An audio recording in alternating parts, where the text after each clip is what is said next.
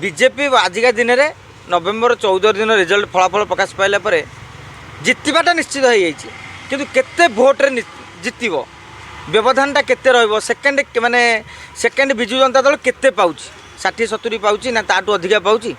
तेणु से नहीं तो आम एठू बस आलोचना माने आकलन करवाटा ठीक हम ना मो मतरे तेणु नवेम्बर 14 को अपेक्षा करिया नुआपड़ावासी समस्त को चकित कर आपण राजनीतिक समीक्षक कथा कहतु BJP BJD Congress war room नेता मान कथा कहतु एवं जो माने निर्वाचन परिचालना करते से कथा कहतु मु कहबी कहीं भी भावी नथिबे नुआपड़ारे 2,12,000 लोक मतदान करथिबे बोली समस्त कैलकुलेशन अवश्य भारतीय जनता पार्टी किसी नेता 2 लाख बोली दाबी करथिले किंतु बीजेडी किसी नेता दाबी करथिले किंतु समस्त कैलकुलेशन पाखापाखि 1,90,000 को लेकिन होता किंतु बर्तमान से कैलकुलेशन ठार 22,000 भोट अधिका पड़ी तार जोड़िए कथा गोटे कह जाए जिते बड़े अधिका पोलिंग हुए सेटा आंटी इनकम्बेन्सी हुए किंतु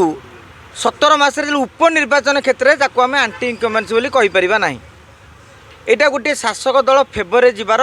बहुत संभावना रही समस्त निर्वाचन में खेल कर बीजेडी तार आकलन करथिला आमे केमती 65-70,000 भोट पाइबु कांग्रेस मध्य टार्गेट रखिथिला आमे केमती 50-60,000 भोट पाइबु किंतु शेष मुहूर्त में सेमाने कहउछन आमे 50,000 भोट पाइबु जदि टार्गेट अनुसार भी सेमाने भोट पाती आ बाकी जति बढ़ुची ताहा मध्य विजय पाई बहुत वर्तमान स्थिति एमती हो जाइए जदि भारतीय जनता पार्टी मुझे किसी समय पूर्व 90,000 आकलन करूँ कहीं भोटिंगटा 2,04,000 था किंतु जो 2,12,000 को पहुँचला सेतेबेले बीजेपी भोट पाखापाखि लक्षे छुईले भी आश्चर्य हबार ना मत तो लगुच बीजेपुर भली एक स्थिति सृष्टि होगा जाऊँगी नुआपड़े बीजेपुर आपण मानकर जार लक्ष्य माने मन थी उपनिर्वाचन बेले भारतीय जनता पार्टी और बीजेडी मध्य गोटा कड़ा टक्कर मोर से मन अच्छी सबू गणमाध्यम प्रिंट हो इलेक्ट्रोनिक्स हो से समस्ते लिखिले भोटर नीरव किसी कही होनी माने एत जोर लड़े होता किंतु परिशेष बीजेडी पाइला पाखापाखि लक्षाधिक भोट लक्षे उपरू 1,02,000 ना कौन एवं भारतीय जनता पार्टी 60 पाखापाखि 40,000 भोट्रे जितला एवं आपन को कही रखा चाहे एवं जो intelligence report latest Nuapada release होती तादेह पाखापाखि 40,000 भोट्रे भारतीय जनता पार्टी आगुआ रही कहु भितर आमे जो पब्लिक सेंटिमेंटर कथा कहु लोक काले अन्य किसी भावी थे आम को लोकों मन में पशिन मु कौन लोकों सहित आगे कथा है कहीं 2,12,000 पोलिंग आपड़ केते लोक कथा होता मुझे आपण हो जी हो समस्त 5-10 जन कि ना 200-300 लोक कथा हो पार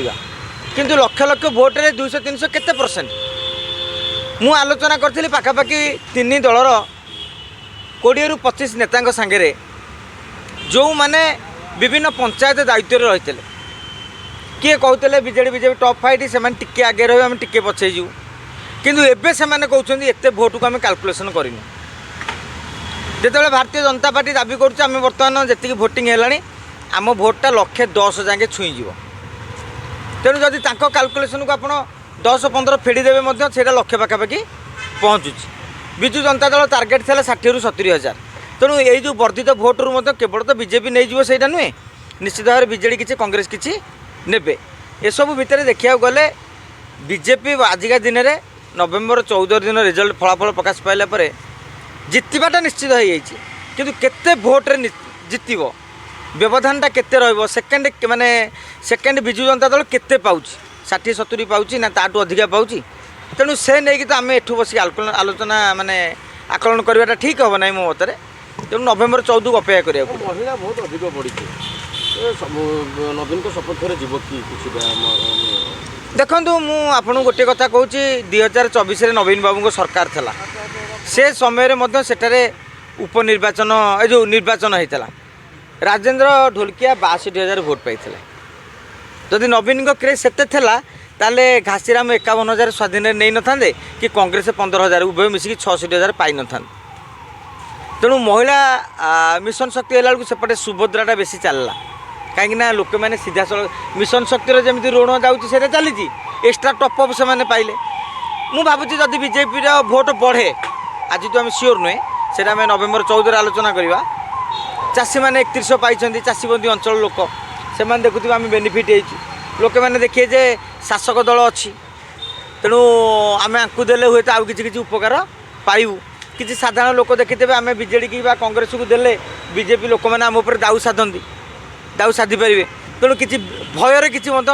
10-15 ଭୋଟ୍ ମଧ୍ୟ ସେପଟକୁ ଗଲେ କିଛି ଆଶ୍ଚର୍ଯ୍ୟ ହେବାର ନାହିଁ ଆପଣ ପଞ୍ଚାୟତ ନିର୍ବାଚନରେ ଦେଖୁଥିବେ କିଛି ଭୋଟ୍ 100-150 ଭୋଟ୍ ଭୟ ଯୋଗୁଁ ମଧ୍ୟ ମାନେ ଚହଲିଥାଏ ତେଣୁ ଏସବୁକୁ ଆକଳନ କଲେ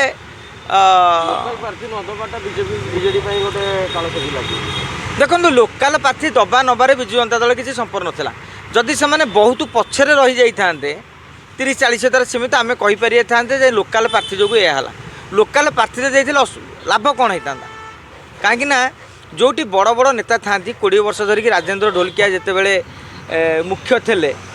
ମାନେ ବିଜେଡ଼ି ରାଜନୀତି କରୁଥିଲେ ବଡ଼ ନେତାମାନେ ଆପଣ ଦେଖିବେ ଗୋଟେ ରାଜା ସ୍ୱାଇଁଙ୍କ କନଷ୍ଟିଚ୍ୟୁଏନ୍ସି ସେଠି ସେକେଣ୍ଡ ଲାଇନ୍ର ନେତା ଆଉ କେହି ନଥିବେ ଦେବୀ ମିଶ୍ରଙ୍କ କନଷ୍ଟିଚ୍ୟୁଏନ୍ସି ସେକେଣ୍ଡ ଲାଇନ୍ର ବିଜେଡ଼ି ନେତା କେହି ନଥିବେ ଅରୁଣ ସାହୁ କନଷ୍ଟିଚ୍ୟୁଏନ୍ସି ସେକେଣ୍ଡ ଲାଇନ୍ର ବିଜେଡ଼ି ନେତା କେହି ନଥିବେ କାହିଁକିନା ସେମାନେ ଆଉ ସୃଷ୍ଟି କରନ୍ତିନି ଦୁର୍ବଳ ଲୋକଙ୍କୁ ଚେୟାରମ୍ୟାନ୍ଟିଏ କରନ୍ତି ଦୁର୍ବଳ ଲୋକଙ୍କୁ ଜାଣିଛନ୍ତି ଜିଲ୍ଲା ପରିଷଦରେ କରନ୍ତି କ'ଣ ପାଇଁ ଗଲ କାଲି ଟାଣୁଆ ଚେୟାରମ୍ୟାନ୍ ହେଇଯିବ ସେ MLA ଦୌଡ଼ରେ ପଳାଇବନି ତେଣୁ ସେଇଭଳି ଭାବରେ ରାଜେନ୍ଦ୍ର ଢୋଲକିଆ ମଧ୍ୟ ସେକେଣ୍ଡ ଲାଇନ୍ର ବିଜେଡ଼ି ନେତା ଯେଉଁଟା ମୋ ଭଳିଆ ମଧ୍ୟ ଟକ୍କର ଦେଲା ଭଳିଆ ଥବ ଜଣେ କାହିଁ ସୃଷ୍ଟି କରିବ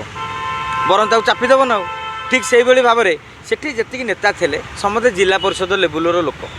ସମସ୍ତଙ୍କ ହାତରେ ଅତି ବେଶୀରେ 4-5 ହଜାର ପକେଟ୍ ଭୋଟ୍ ଥାଇପାରେ ଆପଣ କହିବେ ସ୍ନେହାଙ୍ଗିନୀଙ୍କ ହାତରେ 4-5 ହଜାର ପକେଟ୍ ଭୋଟ୍ ନଥିଲା କିନ୍ତୁ